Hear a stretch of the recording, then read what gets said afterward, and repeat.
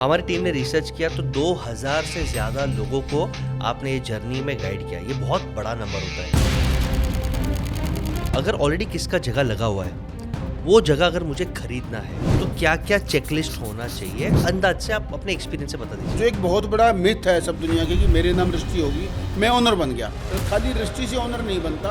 अगर कोई reputed broker रहता है, उसको आपकी नीड पता है, वो आपके लिए फाइट करेगा। अपने 1% के चक्कर में सामने वाले के 99% खतरे में नहीं रहते। तो एक बीच में ब्रोकर एडवाइजर रखना क्यों ज़रूरी है?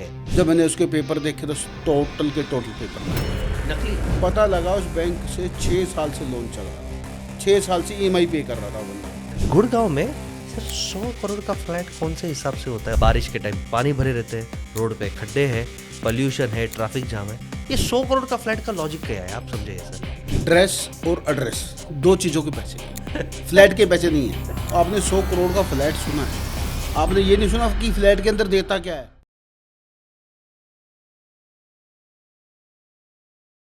हे दोस्तों, welcome to business with Basesh. हम अलग अलग इंडस्ट्रीज, अलग अलग इन्वेस्टमेंट अपॉर्चुनिटीज़ के बारे में आपको अवेयर करते हैं। अब कन्फ्यूजन ये है कि सर रियल एस्टेट अच्छा इन्वेस्टमेंट है कि बुरा है, क्योंकि स्टॉक मार्केट में समझ में नहीं आ रहा, गोल्ड पे मोदी जी ने ब्रेक लगा दिया है, तो इन्वेस्ट कहाँ करें और फ्यूचर अगर रियल एस्टेट का होगा तो कैसे होगा। तो यही टॉपिक्स को कवर करने के लिए मैंने एक ऐसे इंसान को मेरा गेस्ट इनवाइट किया है जो एक नहीं दो नहीं 28 साल से रियल एस्टेट में काम कर रहे हैं, और उनका लोकेशन है गुड़गांव, जहां पे 100 करोड़ के कमिलियस फ्लैट के बारे में आपने सुना ही रहेगा। तो भाई मैं वेलकम करता हूं बिजनेस विद बसेश के पॉडकास्ट में राकेश चुग साहब को। नमस्कार सर, यस। मैं राकेश कुमार आपका तहे दिल से धन्यवाद करता हूँ। मेरा सौभाग्य है कि आपके सामने बैठने का। आपकी रील तो अक्सर देखा करते थे, तो आज आमने सामने बैठ के एक अच्छी सी वाइब, खुशी है। बस थैंक यू राकेश जी। हम आज बात करेंगे दोस्तों रियल एस्टेट के काफ़ी मिथ्स है।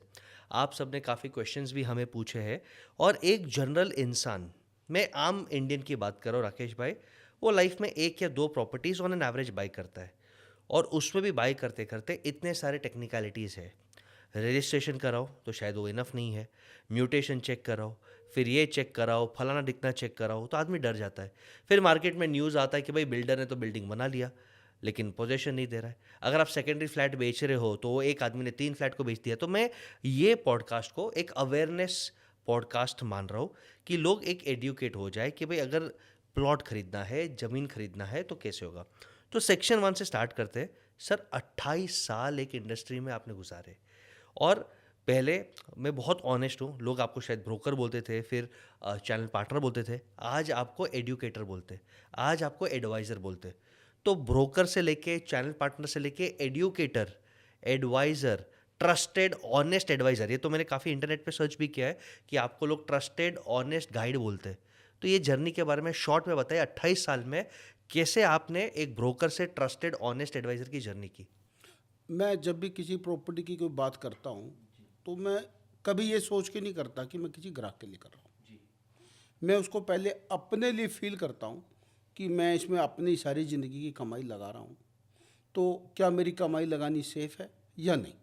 तो मैं ऐसे टेस्ट करता हूँ जैसे सब कुछ एक लड़का लड़की का रिश्ता जब करा जाता है ना, तो लड़की के बारे में पूछा जाता है। तो मैं को पेपरों को तो टेक्निकल है ही है, मैं पार्टी का भी बायोडाटा सारा कि जिस बंदे से हम ले रहे हैं उसकी नीयत कैसी है, उसकी हिस्ट्री कैसी है, उसका माइंडसेट कैसा है। क्योंकि इतने सारे पैसे देने के बाद आपने आज कुछ पैसे एडवांस दिए, बैलेंस पैसे आपने 2 महीने बाद देने, वो 2 महीने बाद नहीं आए तो क्या करोगे, क्या करें। और जो कस्टमर है वो तो हमारा भगवान है, हमारे को रोजी रोटी दे रहा है, सब कुछ दे रहा है, वो सारे के सारे पैसे हमारे पास छोड़ के चला जाता है। तो जिम्मेवारी हमारी होती है। तो हम अपने से कई गुना ज़्यादा उसके ऊपर मेहनत करते हैं और उसके ट्रस्ट को वो देखते हैं, और जब हमें सब कुछ ठीक लगता है तो करते हैं, नहीं तो हम लौट के वापस आ जाते हैं। कस्टमर कई दफ़ा नाराज़ हो जाता है कि प्रॉपर्टी सस्ती मिल रही थी, जबकि सस्ती नहीं होती, वो ट्रैप होता है।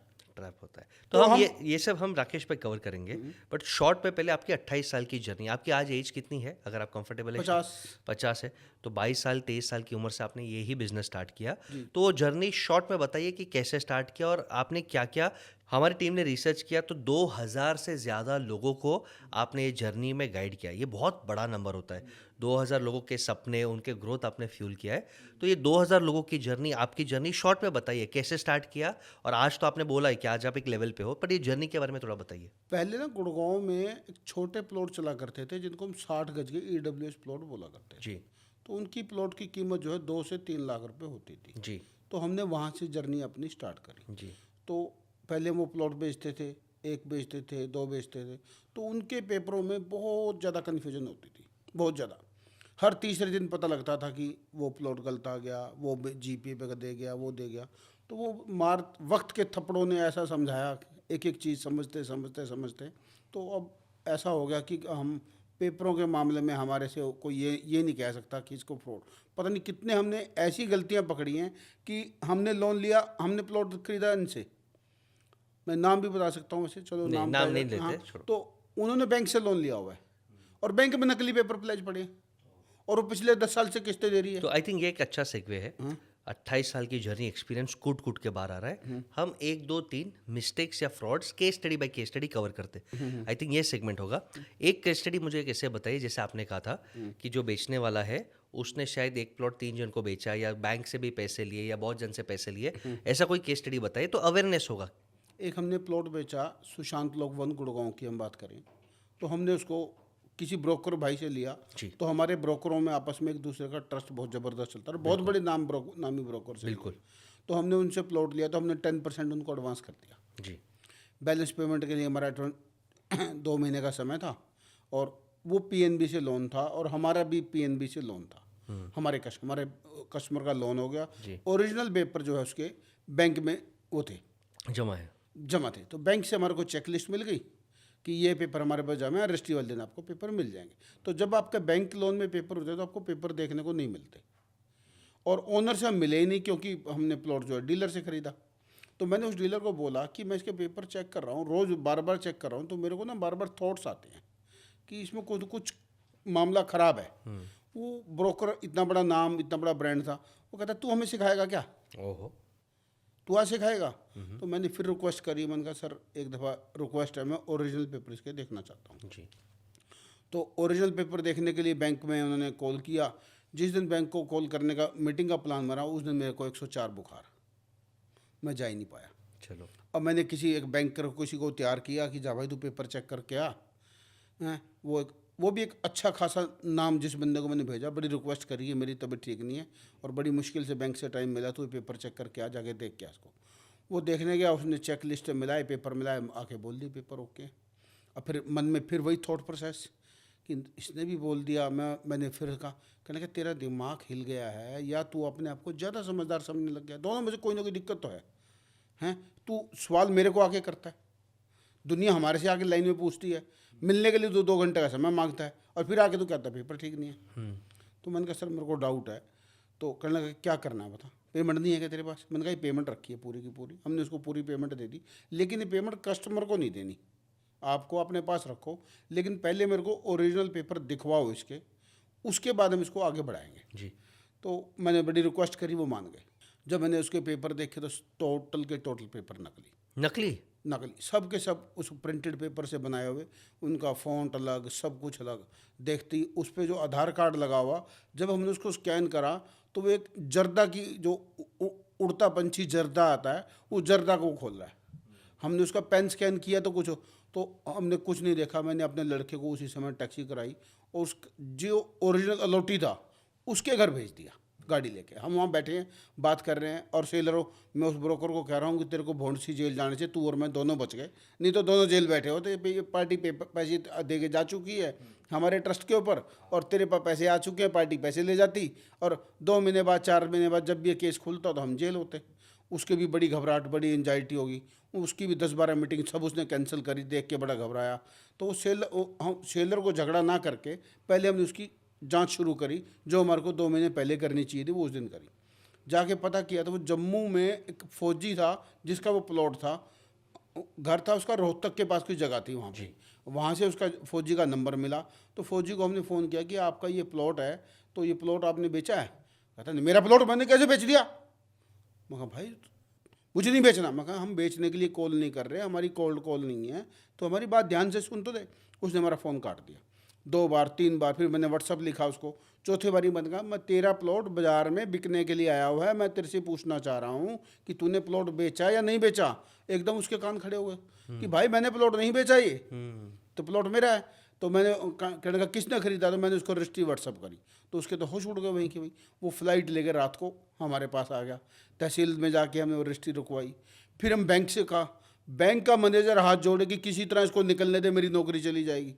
पता लगा उस बैंक से 6 साल से लोन चल रहा था, 6 साल से EMI पे कर रहा था वो बंदा।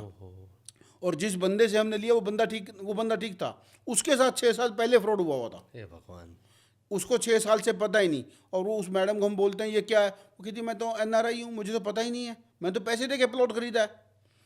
फिर उन ब्रोकरों को पकड़ा, फिर लंबी चेन। तो पेपरों को चेक करना इतनी बड़ी मिस्टेक है, इतनी बड़ी मिस्टेक है। वो भगवान ने, प्रभु हनुमान जी की कृपा थी हमारे ऊपर, तो उन्होंने हमारे को बचा लिया और हम बहुत बड़े ट्रैप से बच गए। क्योंकि आपका इंटेंट, राकेश भाई, ये मैं बहुत कहना चाहता हूँ, बिजनेसेस में गलतियाँ होगी, आप सब कुछ कंट्रोल नहीं कर पाएंगे अगर आप चेक करते हो और आपको नहीं मिलता। बट एक चीज़ होता है इंटेंट। मैं मानता हूँ अगर आपकी इंटेंट और एनर्जी पॉजिटिव है तो आप शायद बच जाएंगे। अगर आपका इंटेंट ये था मुझे तो पैसा मिल रहा है, मुझे तो मेरा ब्रोकरेज मिल रहा है, मुझे मेरी एडवाइजरी फ्री मिल रही है, भाई तुमने ऊपर ऊपर से चेक किया बैंक लोन मिल रहा है, मैंने क्या है, बैंक ने भी लोन दे दिया। सर ब्रोकरेज हमारी जब कामयाब है जब हम किसी को सफल चीज देंगे। बिल्कुल। नहीं तो हम तो आज आपसे बात के बाद तो नहीं कर रहे होते, हम कोई जेल बैठे होते। बट राकेश भाई आपको ये क्यों? क्योंकि आपकी इंटेंट क्लियर थी कि मुझे जो देना है, मेरे पे लोग ब्लाइंड भरोसा कर रहे हैं, मुझे वो चेक करना है। ब्लाइंड पूरी पेमेंट छोड़ के चला गया। एग्जैक्टली, बस उसी वो ब्लाइंड पूरी भरोसा पूरी कहते हैं पेमेंट ना हमारे पास छोड़ के चला सर। गया। जैसे कि बेटी हवाले कर रहा है, आपने बोला इधर हवाला करना है, तो बेटी वो देने के लिए तैयार है। तो आप समझ लो कि आपने वो इंटेंट को, वो जवाबदारी को पकड़ा, इसलिए ऊपर वाले ने कहीं ना कहीं आपको टच कराया। तो एक राकेश जी, एक अभी इमीडिएटली यही सेगमेंट ले लेते हैं, क्योंकि आप मास्टरी हो सेकेंडरी सेल में। बट मैं चाहता हूँ, क्योंकि आपके पास 28 साल का एक्सपीरियंस है, एक जनरल चेकलिस्ट दे दीजिए। अगर मैं सेकेंडरी ले रहा हूँ, बाद में हम प्राइमरी पे भी आएंगे, यानी नया प्लॉट या नया फ्लैट पे भी आएंगे। अगर ऑलरेडी किसका जगह लगा हुआ है, वो जगह अगर मुझे खरीदना है, तो क्या क्या चेकलिस्ट होना चाहिए, अंदाज से आप अपने एक्सपीरियंस से बता दीजिए। ना प्रॉपर्टी लोकेशन पर डिफरेंस करता है ठीक कि है। आप क्या प्रॉपर्टी खरीद रहे हैं। ठीक है। अगर हम बात करते हैं एग्रीकल्चर लैंड की, तो उसके पेपर अलग होते हैं। ओके।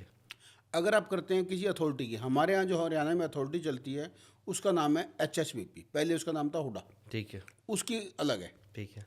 तो अगर हम हुडा की बात करें तो सबसे पहले एक नॉलेजमेंट लेटर होता है, ओके। उसके बाद अलॉटमेंट लेटर होता है, ठीक है। उसके बाद ऑफर ऑफ पोजीशन होता है, ठीक है। फिर पोजीशन लेटर होता है, ठीक है। फिर कन्वेंस डीड होती है। ये मेन पेपर है।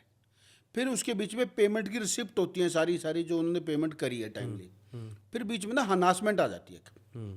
हर सेक्टर में 3 हनासमेंट आती है, वो हनासमेंट पे है या नहीं है, तो हनासमेंट। उसके बाद एक कन्वेंस डीड होती है। कन्वेंस डीड तक वो राइट ओनर बनता है, लेकिन कन्वेंस डीड से पहले भी हुडा में 4 बारी प्रॉपर्टी ट्रांसफर हो जाती है, वो वैलिड है सरकार की तरफ से। तो जब तक उस सेक्टर का पोजीशन ऑफर नहीं होता या पोजीशन का 1 साल नहीं होता किसी भी सेक्टर का, तो वो जो पहली 4 ट्रांसफ़र फ्री होती हैं सरकार की तरफ से, तो वो वैलिड है, सब कुछ ठीक होता है उसमें। तो अगर मान लो 4 ट्रांसफ़र होगी मेरे A से B से, B से C से, C से D पे, तो D के बाद ओरिजिनल कन्वेंस डीड आती है, तो वो बिल्कुल राइट है, उसमें किसी भी प्रकार का कुछ वो नहीं, सरकार का प्रोसेस। कन्वेंस डीड के बाद भी टाइटल बनता है कि किसने खरीदी, ठीक है। First owner, second owner, third owner. तो जितने भी टाइटल की डीड बनी है उनके ओरिजिनल सेल डीड, और साथ में होता है रियल ऑटोमेंट लेटर। रियल ऑटोमेंट लेटर को बोलते हैं, जिसको हम अगर एग्रीकल्चर की बात करें तो उसको म्यूटेशन बोलते हैं। म्यूटेशन, हाँ। अगर हम MCG की बात करते हैं तो उसको कुछ और बोलते हैं। तो हर अथॉरिटी का अलग नाम है। ठीक है।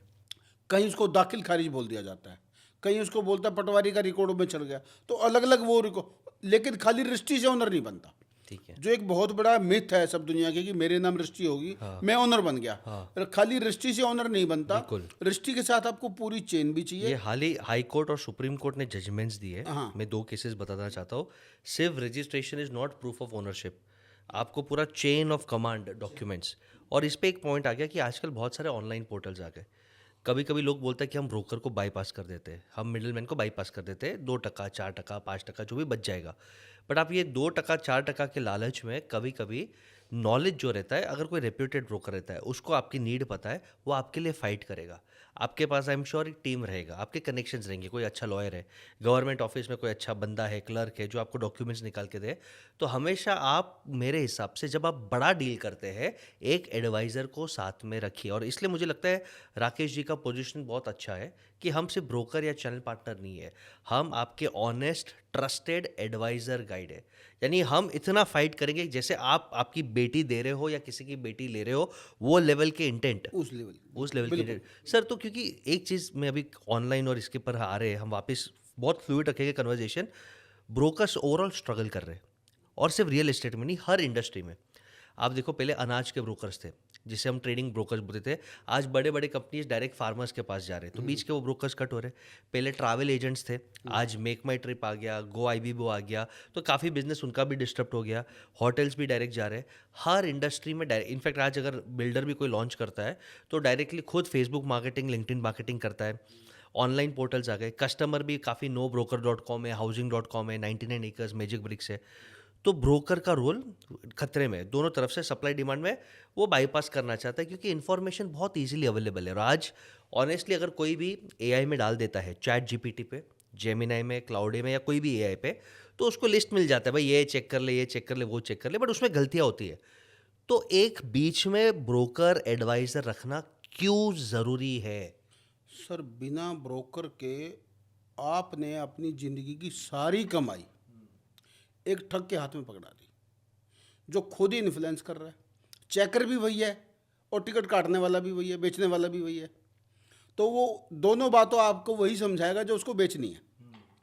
जो ब्रोकर है उसको अपने 1% के चक्कर में सामने वाले के 99% खतरे में नहीं लगाने। दूसरी बात, ब्रोकर को सारी ज़िंदगी कमाई है। आप जब ब्रोकर से बात करते हो, ये पता है कि मेरे मामा को प्रॉपर्टी इसने दिलवाई थी, मेरे चाचा को इसने दिलवाई थी, या मेरे फलाना को इसने दिलवाई थी, तो एक रेपुटेशन है। और फिर ब्रोकर को पता है कि कहाँ ट्रैप है, कौन बिल्डर, मार्केटिंग, उसको मार्केटिंग कुछ ब्रोकर्स, लेकिन मार्केट में ऐसा बोलना नहीं चाहिए, लेकिन कुछ ब्रोकर्स भी थोड़ा मैनिपुलेशन, फ्रॉड करते हैं कि भाई बिल्डर से पैसा मिल रहा है, कस्टमर को बताना नहीं है, 19-20 करके। सर, बिल्डर ना हमारे को 7-8%, 9% तक ऑफर करता है जी, 10% तक भी ऑफर करता है, और कस्टमर हमारे को 1% देता है। तो दूसरी बात, हमारे क्लोजर में पूरी सपोर्ट करता है वो। अगर जो हम किसी कस्टमर को कराते हैं, लेकिन हम फिर भी किसी भी बिल्डर के साथ काम ही नहीं करते, कि हम अपने 10% के चक्कर में आपकी गर्दन काटते हैं। नहीं, और वो शॉर्ट टर्म गेन हो गया ना। आज आपकी जो लेगेसी है, ट्रस्टेड ऑनेस्ट आप गाइड। इतने लोगों के हाथ जले पड़े हैं जो बिल्डरों के पास फंसे हुए हैं कि अगले 10 साल तक कोई एग्जिट ही नहीं है, अगले 15 साल तक कोई एग्जिट ही नहीं है। यानी वो 1% बचाने के 1% चक्कर में, बचाने के चक्कर में 100% सारी की लगा सारी पूंजी खतरे में लगा रखी है। कोई किसी ब्राह्मण के पास चक्कर काट रहा है, कोई मंदिर में चक्कर काट रहा है, कोई भगवान को अर्जी लगा रहा है, कोई गुरुद्वारे में अर्जी लगा कोई रहा है, वकील के चक्कर, हाँ। कोई वकीलों के चक्कर काट रहा है। और एक नहीं, मैं बहुत सारे क्रिश है, नाम नहीं ले, बहुत सारे हैं जिन्होंने ये सब ट्रैप, अच्छे सपने दिखा दिखा के बढ़िया आपको तो चाहे ब्रोकर उसमें कैसे हेल्प करेगा? आप बोल रहे हो रेप्यूटेशन चेक करके, पेपर वर्क चेक करके हेल्प करता है? सर, ब्रोकर ना पहले उसकी खुद की हिस्ट्री चेक करता है कि उसके पास जमीन है भी या नहीं है। अच्छा, पता लगा उसने 1 रुपया लिया और 10 चवनियाँ बेच दी, बनती 4 चवनियाँ हैं। 1 रुपये में अगर 25-25 4 चवनियाँ बनती है, उसने 10 चवनियाँ बेच दी। ठीक है। उसके बाद जमीन है ही नहीं, उन्हें किसान से एग्रीमेंट करा और माल बेचना शुरू कर दिया। बट ब्रोकर क्या इतना डिटेल में जाता है? आपकी बात नहीं कर रहा हूँ, जनरल। अगर डिटेल में जो ब्रोकर नहीं जाता तो ब्रोकर खत्म है, वो खत्म है, आज नहीं तो वो कल वो शहर ही चेंज करेगा। सबसे बड़ी पहचान, जो ब्रोकर पिछले 25 सालों से अपना एक ही कॉन्टैक्ट नंबर, एक ही ऑफिस का एड्रेस, एक ही नाम। मैं आपको ना जाने कितने ब्रोकर दिखा दूं जिनके नाम चेंज हो चुके हैं, कॉन्टैक्ट नंबर चेंज हो चुके हैं, ऑफिस चेंज हो चुके हैं, इवन शहर भी चेंज हो चुके हैं। जी।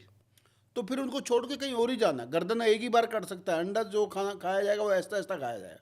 तो आप 1% के, मेरे को ये लगता है कि ब्रोकर को इतनी कमीशन मिलती है कि वो उसकी 7 पीढ़ी भी आराम से बैठ के खाता अगर अच्छे से कमाए तो अच्छे से कमाए। ट्रस्ट है ना। इतने पैसे मिलते हैं। ठीक है। और आज हमारे गुड़गांव में तो 2-4-5 करोड़ रुपए की कोई वैल्यू भी नहीं है। कुछ नहीं है। 100 करोड़ रुपए के हम फ्लैटों की बात करते हैं, और 100 करोड़ की अगर मैं कहता हूँ 2 करोड़ की बात करें तो भी 2 लाख रुपए कमीशन बनती ठीक है। है। तो अगर हमारा 1% से पेट नहीं भरता तो हमारा जीवन में कभी पेट नहीं भर सकता। बस हमेशा कस्टमर के लिए जो कुछ, अगर कस्टमर हमारा सेफ है तो हमारे पास, हमने आज तक ग्राहक नहीं ढूंढा। बिल्कुल, बरकत से आया हुआ पैसा टिकता है, शॉर्टकट से आया हुआ पैसा डबल शॉर्टकट से भागता है, ये तो मैं मानता हूँ। बिल्कुल ठीक। ये मिडिल मैन की लॉजिक में कहना चाहता हूँ।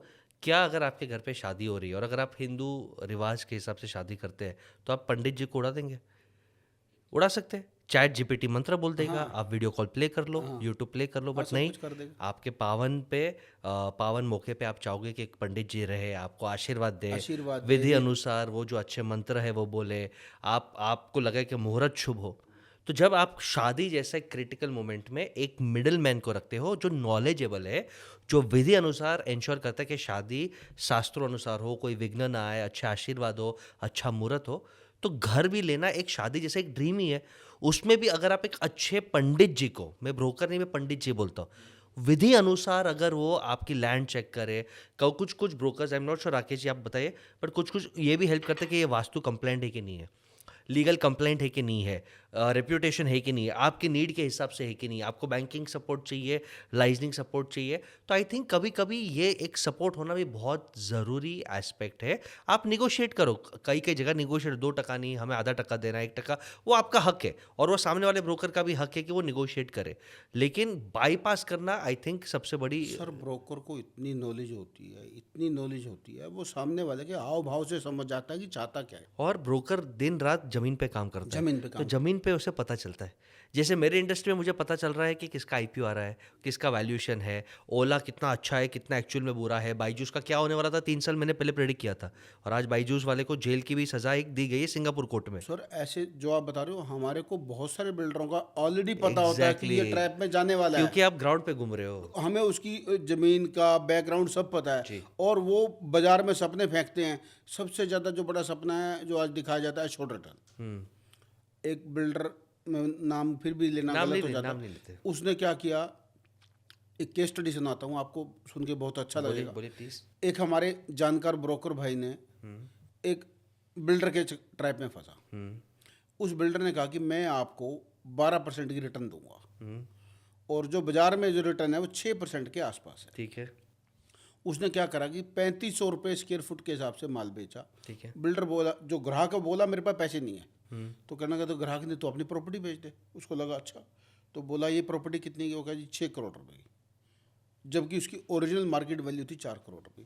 वो बिल्डर ने उससे वो 6 करोड़ रुपए का प्रॉपर्टी खरीद लिया, और उसको लगा कि 4 वाला माल तो मेरा 6 का बिक गया, 2 करोड़ तो आज बिक गया। और 6 करोड़ के हिसाब से जो उसका 3200 रुपये वाला माल था, मोटा मोटा 19,000 फुट 18,000 फुट जो उसका एक्यूरेट माल बना, उसको माल दे दिया, अलॉटमेंट लेटर्स को थमा दिया, और उसको अश्योर्ड रिटर्न हर महीने जो है 6 लाख रुपये आने शुरू हो गए। वो हमारे को क्या काम करोगे तुम, 4 वाला माल तो मैंने 6 में बेच दिया। वहाँ बेचा किसको, जो 4 में ग्राहक ढूंढे से नहीं मिल रहा, तूने 6 में बेचा किसको बेवकूफ़ बनाया। अरे इतने बड़े बिल्डर को बनाया। मैं कहा बिल्डर को नहीं बनाया, बिल्डर बेवकूफ़ तू ही बनाया। तो जब उसको समझ गया, 1 साल तक जब तक वो मार्केटिंग चलती रही, वो किराया आता रहा। 1 साल बाद बिल्डर एक लेटर लिखता है कि जो ये प्रॉपर्टी हमने आपको दी थी, इसके ऊपर हनासमेंट आ गई है, इसका रेट जो है अब 3200 नहीं है, इसका रेट 6800 रुपये है। 6800 रुपये का मतलब हो गया मोटा मोटा उसने 3400 रुपये रेट, उसका 3600 रुपये रेट बढ़ा दिया, यानी कि डबल से भी ज़्यादा। और ये 3600 रुपये आप जमा कराओ, और नहीं तो आज आपका किराया बंद। अब वो 6 लाख रुपए की अर्निंग बंद हो गई, और जो 3200 वाला माल था वो 6800 रुपये का हो गया।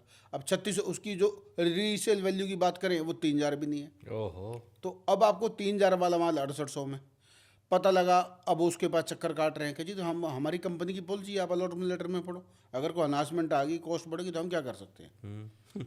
तो अब उसके पास चेक किया तो पीछे ज़मीन ही थोड़ी सी थी, उसने माल बहुत ज़्यादा बेचा हुआ था। वो बिल्डर आज जेल में है, और जो बंदा जिसने प्रॉपर्टी बेची वो रोड पे है। जिसने 4 वाला माल 6 में बेचा, उसके पास वो 6 लाख रुपए किराया है, साल भर का जो किराया है, जब तो बड़ा खुश होता था वो। आज तो कहावत है, कुलालचियों के शहर में ठग कभी भूखे नहीं मरते। तो ठग जो है वो कुलालची को ही लूटते हैं। जब आदमी लालच में जाता है कि जब उसे पता है कि मेरी प्रॉपर्टी की वैल्यू 4 करोड़ रुपए है और मैं 6 की बेच रहा हूँ और खुद ब्रोकर हूँ, तो ऐसे ना जाने, और वो बिल्डर जेल में है।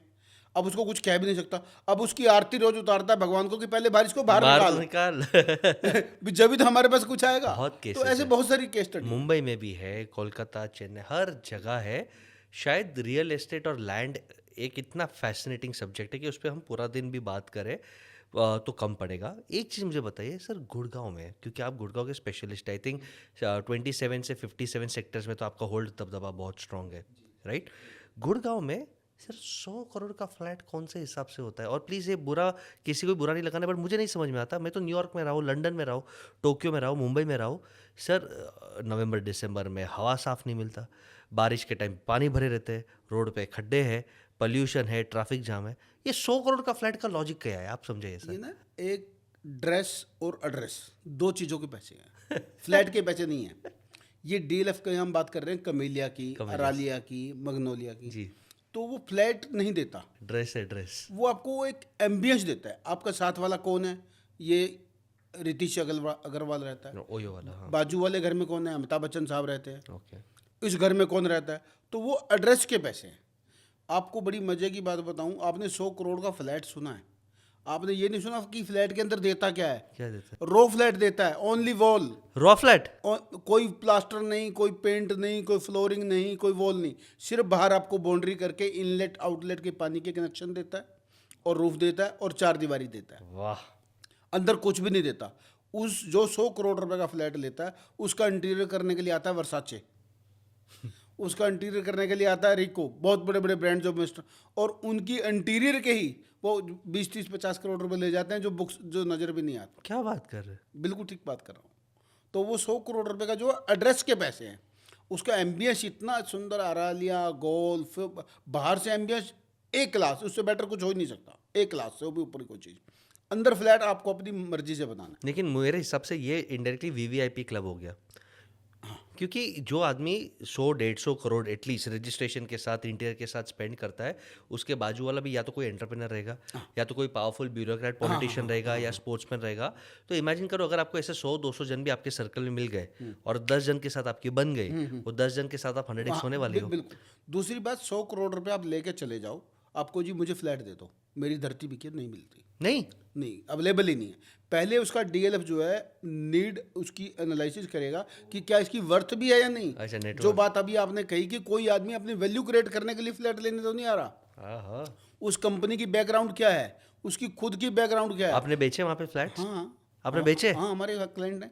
उसकी आईटीआर इतना बैंक आपको लोन देने में आपकी ड्यू डिलिजेंस नहीं करता जितना वो फ्लैट देने के लिए करता है। मैं नाम नहीं लूँगा, एक बहुत बड़े सेलिब्रिटी के लिए अभी 2 महीने पहले हमने बहुत रिक्वेस्ट करी, जो मुंह मांगे पैसे देने को तैयार थे, डीएलएफ ने डिनाई कर दिया, नो ये हमारी उसमें आता नहीं। ओहो। जब हमने अंदर डीपली घुसे, बहुत बड़ा उनको चेक किया, पता लगा कि आज से कुछ 4 साल पहले उनका नाम एक एफआईआर थी। तो उनका नहीं कि यहाँ हमारे यहाँ पुलिस की जिप्सी आ जाए तो ये हम ऐसे आदमी को अलाउ ही नहीं करते। क्या तो बात। वो आपको फ्लैट नहीं बेचते, वो एक आपको क्रिएटिविटी, ये एम्बियंस। बिजनेस के 2 लेसन है, एक तो पावर ऑफ नेटवर्क, हाँ। और एक ना बोलना चालू करो। मेरे हिसाब से जब भी आप कोई भी बिजनेस करते हो और आप ना बोलते हो ना, सर सॉरी हम आपके लायक नहीं है, या आप हमारे लायक नहीं हो, माफ़ करना, तब आप ब्रांड बनते हो। और कोई सिफारिश नहीं चलती। सीएम की हमने फ़ोन करवा ली, सीएम का फ़ोन कराने के बाद उन्हें हाथ जोड़ के मना कर दिया कि हमारे उसमें सिस्टम से खिलाफ है, हैं, हम आपको एक नहीं 4 फ्लैट दूसरी जगह दे सकते हैं, यहाँ पे अलाउ ही नहीं है। ये हमारे राकेश भाई, आपने जो बोला ना, मैं वापस 2 नहीं 3 लेसन बोलता हूँ। बड़ा बनना है तो भाई ब्रांड, नेटवर्किंग, सिस्टम और ना बोलना चालू करो। Honesty sir, honesty. ये अगर वो ऑनेस्ट नहीं है, वहाँ रह ही नहीं सकता। आपकी जो रियल जो चेक किया जा रहा है कंपनी का, वो ऑनेस्टी चेक की जा रही है। एक एफआईआर 5 साल पहले मियाँ बीवी के झगड़े की एफआईआर के ऊपर आपको फ्लैट नहीं मिला, आप 10 करोड़ रुपए एक्स्ट्रा देने को तैयार हो। 10 करोड़ रुपए आदमी को कमाने में पूरी जिंदगी लग जाती है, यस। हैं, और आप फोन कर रहे हो, स्ट्रगल कर रहे हो बार बार। और कौन आदमी स्ट्रगल कर रहा है? जिसके पास 100 करोड़ रुपए, वो कुछ ना कुछ लेवल का आदमी तो है, कुछ तो है यार। और वो 10 करोड़ रुपए एक्स्ट्रा देने को तैयार है, 25 करोड़ रुपए अंदर खर्च करना, तो भी फ्लैट नहीं मिल रहा। तो वो जो देता है, वो आपको एक अलग नाम, एम्बियंस, अलग ही ऑनेस्टी वहाँ रहने का। वो मैं बता ना, ड्रेस और एड्रेस, जैसे आप जाते हैं कि कहाँ से हैं, मैं कमेलिया से आया हूँ, बस हो तो सामने वाले को लगता है यार कुछ ये ना कुछ बड़े आदमी है, लाइफ में कुछ तो करके आया है। कुछ तो करके आए। ठीक है। तो आपने भी डीएलएफ कैमिलियास में बेचा हुआ है। यस। अब जब आप क्लाइंट को आप एडवाइस करते हो कि यहाँ पे प्रॉपर्टी लेना है नहीं लेना है, बिल्डर और लैंड के अलावा, लीगैलिटी के अलावा आप क्या क्या और देखते हो? बिल्डर के और लैंड, और मैंने बताया ना कि सबसे पहले ओनर को देखते हैं जिससे हम प्रॉपर्टी खरीद रहे हैं। क्योंकि आप सेकेंडरी में मास्टर हो, राइट? सबसे पहले हम ओनर को देखते हैं जिससे हम प्रॉपर्टी खरीद रहे हैं, जी। कि हम अपने पैसे किसी और के हाथों में दे के आ रहे हैं, कागज के टुकड़े में, जिसका नाम एग्रीमेंट है। वो एग्रीमेंट आपको कोर्ट में तो दे सकता है, लेकिन कोर्ट तो फैसला आपको 10 साल बाद देगा। बिल्कुल। आज आपने किसी को पैसे दे दिए और आपने उसे एग्रीमेंट कर लिया, सब कुछ लिख लिया। जो अनट्रस्टवर्दी आदमी होता है, या जो आदमी माइंड से पहले ही होता है कि मुझे कुछ करना है, आप कुछ भी लिख लो, सारी शर्तें मान लेता है। जो सही आदमी होता है वो एक एक शर्त, नहीं नहीं ये नहीं लिखने दूंगा, ये नहीं लिखने दूंगा, ये नहीं लिखने दूंगा। तो ऐसा नहीं कि वो गलत होता है। और जो जिसको पता है कि तू जो कुछ भी लिख ले, फैसला तो कोर्ट ने देना है, 10 साल बाद देना है, लिखा ले लिखा ले। लिखा ले तो करना तो नहीं। लिखे से पहले उसकी खुद की ड्यू डिलिजेंस करनी बहुत जरूरी है, बहुत उसके हाव भाव देखने जो बहुत बहुत जरूरी बढ़िया है बात। कि जिस बंदे से हम प्रॉपर्टी ले रहे हैं उसकी बैकग्राउंड क्या है। ठीक है अब हाँ बोलिए। उसकी बैकग्राउंड के बिना प्रॉपर्टी लेते ही नहीं है। ये तो आई थिंक ओनर का ड्यू डिलिजेंस फिर लीगैलिटी है। वास्तु में आप मानते हैं?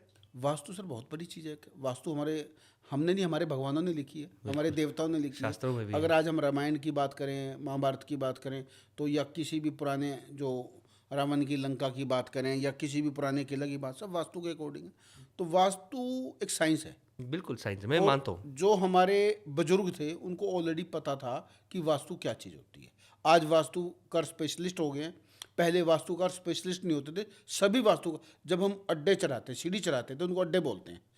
स्टेप, जिनको आजकल स्टेप पर राइजर इंग्लिश में बोल देते हैं। या छत में जब लेंटर, आजकल लेंटर पहले काठ की लकड़ी की छत कड़ी चढ़ती थी, तो उनकी काउंटिंग होती थी कि ये 2 से भाग नहीं होनी चाहिए, 3, 5, 7 इस उस पर रखते परफेक्ट ऑड नंबर्स थे। होने। ऐसे ही ओड नंबर पे स्टेयर चढ़ते थे। यस जो किचन होती थी बिल्कुल ओपन होती थी, Yes. उसमें वेंटिलेशन का पूरा स्कोप होता था। यस बीच का चौक जो हमारा पूरा खाली होता था, ब्रह्मस्थान हाँ ब्रह्मस्थान सारा खाली।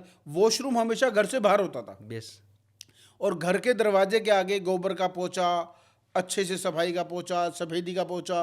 और चाहे भले ही उनके पास पैसे नहीं होते थे, लेकिन वास्तु में कोई कंप्रोमाइज नहीं होता था, तो उनको ऑलरेडी आप ज्ञान था। आज क्या चेक करते हो यूजुअली? कोई भी प्लॉट या लैंड लेने से पहले आप हल्का क्या चेक करते हो? आप मेन 5-7 पॉइंट तो चेक करते ही करते हैं, उसके बिना तो हम देते ही नहीं। अगर चाहे क्या चेक करते नॉर्थ ईस्ट में कोई भी टॉयलेट नहीं होना चाहिए। सबसे बड़ा जो चैलेंज है कि अगर किसी के घर में नॉर्थ ईस्ट में टॉयलेट है, अगर मेरे से वो एडवाइस ले, मुझे चाहे कितने ही 100 करोड़ रुपए बचते हो, मैं एडवाइस नहीं करता कि नहीं लेना। देवताओं का स्थान है। देवता को देवस्थान में देवस्थान में- ईशान कोण में हाँ, जो सबसे बड़ी मिस्टेक ये है। ठीक है उसके बाद लोग कहते हैं कि साउथ फेसिंग नहीं है। साउथ फेसिंग में कोई दिक्कत नहीं, कोई दिक्कत ये बहुत बड़ी मिथ है। लेकिन अगर आपकी S3 एक वो आती है, अगर S3 में अगर आपकी एंट्री है तो वो सबसे बड़ी पैसे वाला बना है। S3 S4 दोनों। S3 S4 जो है, एक ग्राहट होता है एक S4 होता है राइट। तो जितनी आपको रिच वो बनाते हैं। अगर किचन आपकी साउथ ईस्ट में मिल जाए तो तो सबसे बेस्ट। बहुत ही अच्छी बात है।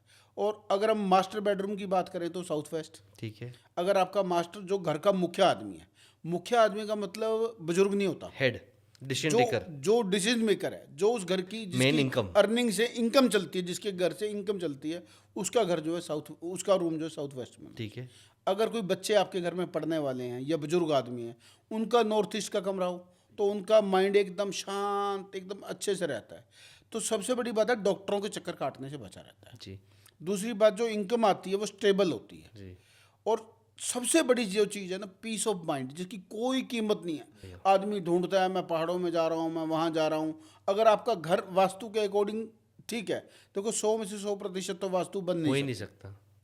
लेकिन अगर 50-60%, 70% तक आप वास्तु में चले जाते हो तो आपको पीस ऑफ माइंड बहुत बड़ा मिलता है। और पीस ऑफ माइंड की कोई कीमत नहीं है। बिल्कुल आप रात को घर पे आए हो, आपको अच्छे से नींद आ गई, सुबह से अच्छे से उठे, आपके कमरे में अच्छे से धूप आ रही है, तो धूप आती है तो बीमारी नहीं आती, सारी नेगेटिविटी एनर्जी जो है ख़त्म हो जाती है।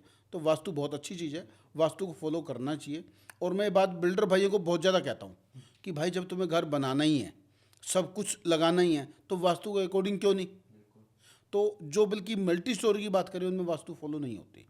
जो छोटे बिल्डर हैं वो वास्तु का बहुत ज़्यादा ध्यान रखते हैं, बड़े में थोड़ा रखना चैलेंज होता है, लेकिन वास्तु बहुत अच्छी चीज़ है। ज़रूरी है।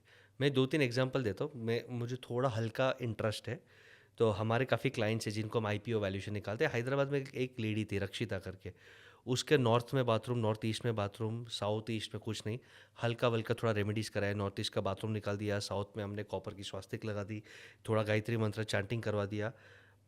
विदिन 2 मंथ्स वो कॉल करती है, सर मेरे 6 करोड़ मार्केट में अटके थे, आ गए अचानक से सामने से। देखो मैं फिगर की तो नहीं बता सकता। नहीं उसने बोला ये फैक्ट है। नहीं वो ठीक है, उसकी भाई, जिस आदमी के पास 6 करोड़ है तो 6 करोड़ आएंगे ना। अगर 60 करोड़ है तो 6 करोड़ आएंगे ना। अगर एक आदमी की वैल्यू 1 करोड़ रुपए है तो उसके पास 6 करोड़ रुपए कैसे आप आएंगे। समझे नहीं, उसके मार्केट में अटके थे इतने साल से। मैं वही कह रहा हूँ, जो 60 करोड़ रुपए का आदमी है उसी के 6 करोड़ तो अटके हैं आप ना। समझो ना, साउथ ईस्ट एक्टिवेट हो गया तो आपका कैश फ्लो एक्टिवेट हो गया, नॉर्थ अपॉर्चुनिटीज है, नॉर्थ ईस्ट का बाथरूम उड़ा दिया। एक्टिव होते ही आपके अंदर आता है। इनकम स्टार्ट हो Yes, जाती है, वो yes. जिसकी जिसकी जो क्षमता, जिसकी जो जो कैपेबिलिटी, क्षमता के अनुसार। कैपेबिलिटी, हाँ, क्षमता, जो उसकी कर्म। हो सकता है उसके 600 होते, 600 भी आ जाते हैं। हाँ, बट रोटेशन हो गया, हाँ, यानी वास्तु वास्तु बहुत पावरफुल है। बहुत पावरफुल चीज है, और आप- वास्तु को फॉलो करना भी चाहिए। Yes, बिल्कुल। क्योंकि वास्तु हमने नहीं लिखी, ना मैंने लिखी, ना आपने लिखी, या किसी हमारे मैन मेड शास्त्र नहीं में है। शास्त्र में, आई रेड इट। ये मैन मेड नहीं है, गॉड मेड है। Yes, लेकिन- जो गॉड मेड जितनी भी चीजें हैं, बिल्कुल। उनका कोई भी जवाब नहीं है। कितने भी आज किताबें लिख लो, कितना भी कुछ कर लो, जो भी गॉड मेड चीजें हैं, भगवान ने जो जो चीजें बनाई, उनका कोई भी जवाब नहीं। हाँ, एक हल्का सा मैं आपको मेरा ओपिनियन देना चाहता हूँ। आजकल काफ़ी वास्तु के, फाइनेंस के, एस्ट्रो के इन्फ्लुएंसेस आ गए कि शुक्रवार दिन के आप शराब पी लो, आप ये कर लो, वो कर लो। तो मेरा ओपिनियन है उनसे बच के रहना। जितना आप सादगी, शास्त्र ओरिएंटेड करेंगे और फिर अच्छे कर्म करेंगे तो आप सुखी रहेंगे, ये मेरा मानना है। प्रभु भगवान के बिना कुछ हो ही नहीं सकता। बिल्कुल। जब हम कोई भी मंगल कार्य करते हैं, घर में मुहूर्त करते हैं, भूमि पूजन करते हैं, तो सबसे पहले भगवान गणेश को मनाते हैं। नॉर्थ ईस्ट में चांदी का घड़ा रखते हैं, एक घड़ा कलश, रखते हैं, कलश रखते हैं, या सिक्का रखते हैं, एक नाग नागिन का जोड़ा रखते हैं। ये रखना चाहिए, ये आपकी। और दूसरी बात, मैं एक और अलग से बात बता रहा हूँ, जी। ये सारी ऑडियंस सुन रही है, अगर उनको किसी ने एक्सपीरियंस करी हो तो बताना। जब भी आप कोई प्रॉपर्टी लेते हो, आप उस प्रॉपर्टी में 3 टाइम जाओ, और कोशिश करो जब सूरज ढलते वक्त होता है, जब सूरज ढलने वाला होता है शाम के को वक्त, 6:30 तो बजे। थोड़ी सी वहाँ बैठने की जगह सफाई करा के, कुर्सी की, अगर आप नीचे बैठ सकते हो तो आसन पे, तो 2 से 3 मिनट शांति से बैठो। अगर आपको वहाँ शांति मिलती है, तो ये मान के चलो कि आपके 50% उस प्रॉपर्टी से जो नेगेटिव होने वाली दिक्कत है वो खत्म है। आपसे पहले उसमें क्या हुआ है, कब्रिस्तान रहा है, या कुछ ऐसी गलत एक्टिविटी कोई रही है, जीवात्मा का कोई जीवात्मा रही है, कुछ ऐसा कुछ रहा है, तो उससे आपको 2-3 मिनट में शांति से, मन से आपको एक अच्छे से फील आती है। तो आपको ये भी, अगर आप कोई, अब आप फ्लैट ले रहे हो बात अलग है, लेकिन अगर आप ज़मीन की बात कर रहे हो, कुछ कर रहे हो, सफाई करके छोटा सा इतना सा करने से ही, वास्तु अलग चीज़ है, वो सब चीज़ें आप कर ही लोगे, लेकिन पहले से ही आप 50% ऊपर चले गए। एक गलती आपने पहले दिन से करी है तो 50% आप गलत हो, फिर वास्तु ठीक कर रहे हो, फिर उसका इलाज कर रहे हो, डे 1 पे फिल्टर हो गया। डे 1 पे फिल्टर हो। तो एक ये बड़ा है, अगर किसी ने करा हो तो ये हमारे को कमेंट में लिख के बताएं।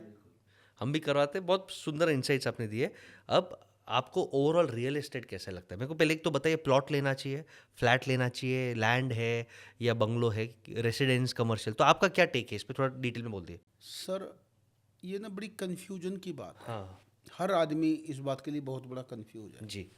लेकिन इसका आंसर एक बात में नहीं है कि मैं आपको कहूँ जी प्लॉट ले लो, ये आंसर नहीं है, या ज़मीन ले लो। ये सबसे पहले आपको अपनी नीड के ऊपर एनालिसिस है। जैसे भी आपने कमेलिया की बात करें, अगर ज़मीन लेते तो कमेलिया में 100 करोड़ का फ्लैट क्यों लेता आदमी? तो फ्लैट जो है एक लग्जरी है।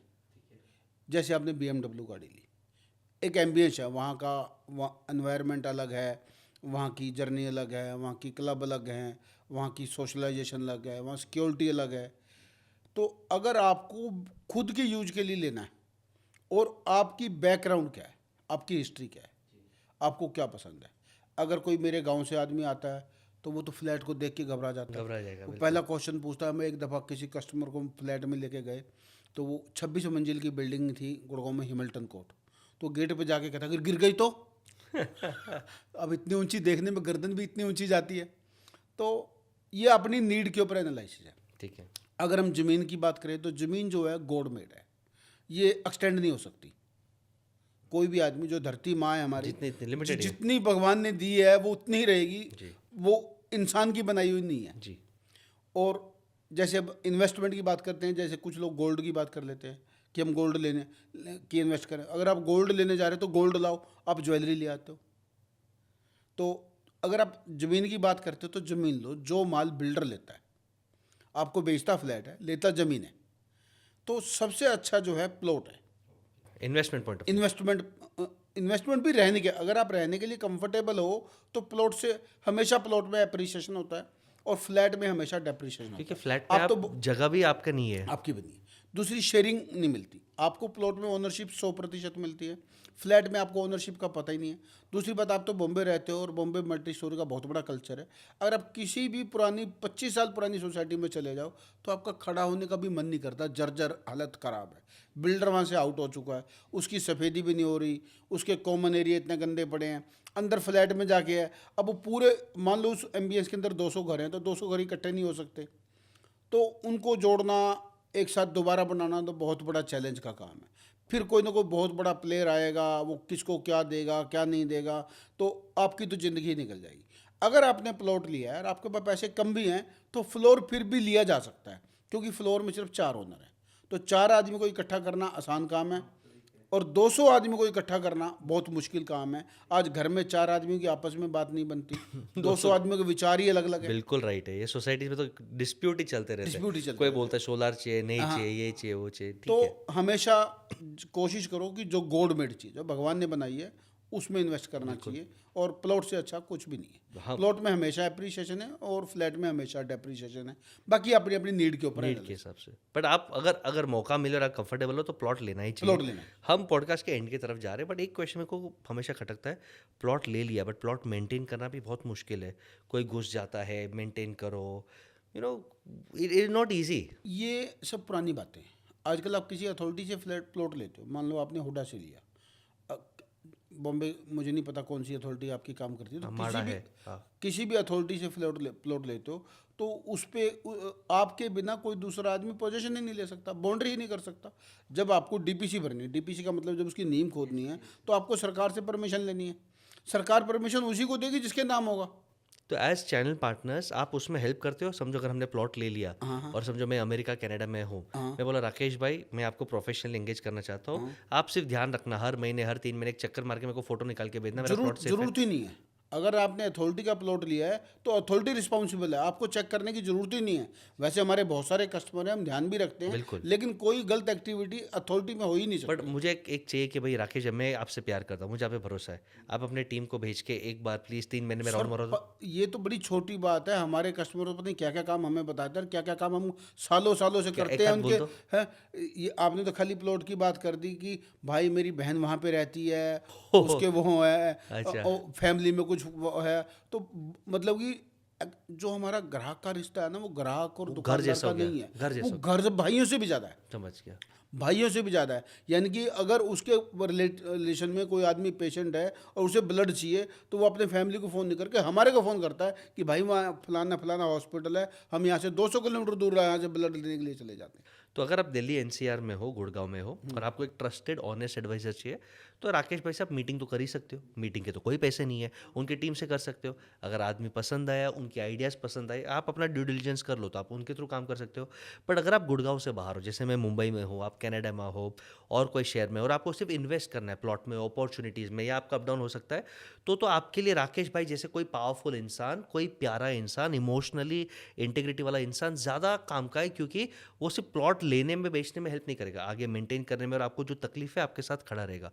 आई थिंक ये वैल्यू होता है सर एक जो चल पार्टनर तकलीफ का। है ना वो उनकी है ही नहीं, वो हमारी है। जो हमारे पास आ गया कस्टमर, वो तकलीफ 100 की 100% हमारी है। क्या सोच हमारे में इतने बड़े बड़े चैलेंज, ओनर यूएस बैठा है, पैसे यूएस देने हैं, अब यूएस पैसे कैसे दिए जाए, तो वो हमारी जिम्मेवारी है कैसे भिजवाने हैं। अब कस्टमर ने तो हमारे को ला के दे दी, वो पैसे वहाँ पहुँचे या नहीं थोड़ा पहुँचे, रियल वो एस्टेट आएगा में नहीं आएगा, तो होता उसकी है। जितनी भी टेंशन है 100 की 100% नहीं, 200%। इवन मैं आपको कहता हूँ पता नहीं कितनी शादियों में अरेंजमेंट हमने कराई है। मतलब कि हम बने ग्राहक और उसके दे, अब उसको गार्डन फाइनल करना है तो हमारा नहीं भाई मुझे नहीं पता, जो तुझे ठीक लगे वो कर दे। कैटर फाइनल करना है, अब हमारा कैटरिंग से, हमारे प्रॉपर्टी में रियल एस्टेट का कोई, अगर मेरी फ़ोन लिस्ट में देखोगे कैटरिंग की तो हो सकता है 100 कैटरिंग वाले हों, 100 पंडित भी हों।